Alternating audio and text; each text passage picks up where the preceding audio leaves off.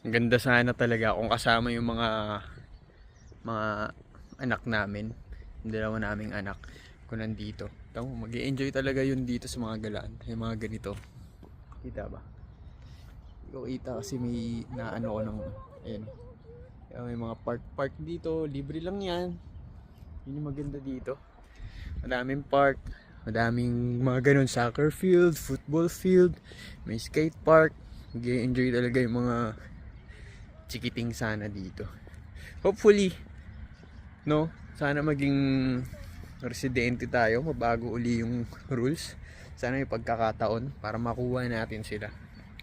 Kasi parang nangihinayang ako kung hindi naman kasi magiging residente tapos kukunin sila. Tapos babalik sila sa Pilipinas, doon uli mag-aaral. Parang sayang eh. Kaya na naman si Miss Picture, no? Nakapost ka, pabilisan mo. O, nakapost na daw siya. Minamadali na ako. Okay po, picture na uli ako.